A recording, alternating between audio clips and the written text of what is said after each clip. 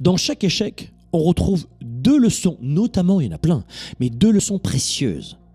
La première leçon, c'est qu'il y a toujours une raison pour laquelle nous avons échoué. C'est-à-dire que vous allez toujours trouver, ou souvent trouver des parades émotives pour pouvoir gérer ce stress et le fait d'être décontenancé par la situation.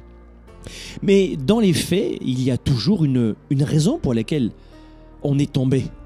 Ben oui, t'as peut-être trébuché sur un gravillon, t'avais pas les bonnes paires de chaussures, tu pensais à autre chose, t'as pas vu le petit fossé, j'en sais rien, t'as fait quand même une erreur.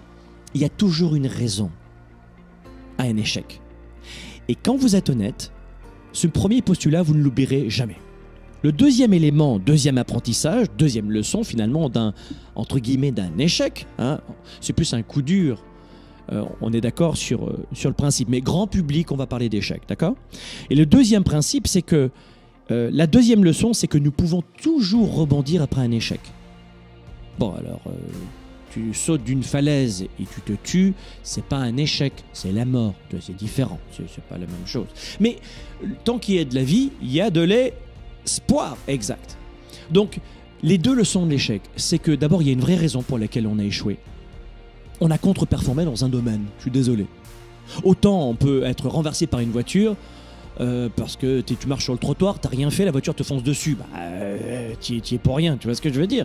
Tu te chopes un cancer, tu manges très bien tous les jours et tu te prends un cancer. Bah, oui, bon, il y a la ville, il y a l'environnement, le stress, etc. Bien sûr, mais bon. Donc, hormis ces exemples-là, il y a toujours une raison pour laquelle tu vas te prendre un râteau.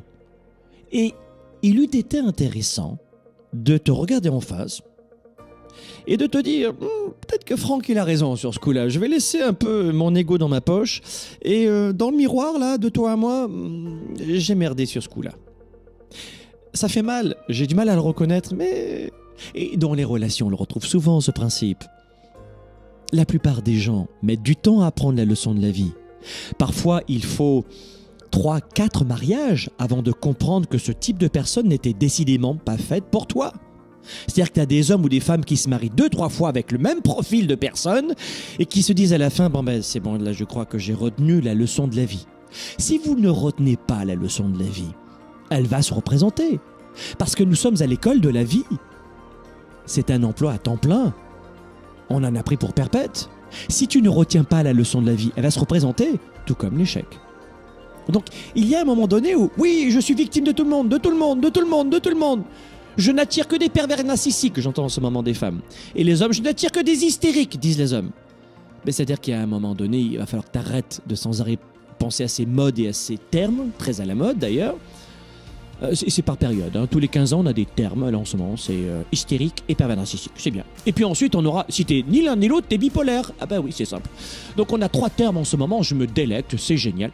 Mais une fois que tu as fini avec ces termes très à la mode et tu te sens vraiment très in, oh c'est bon, je vais aller danser sur la plage maintenant, oh je suis un anti-bipolaire, un anti-hystérique, une anti-pervers narcissique, oh yeah. Donc soyons sérieux, donc je crois que nous avons tous un petit chemin à faire pour rebondir pour 2020.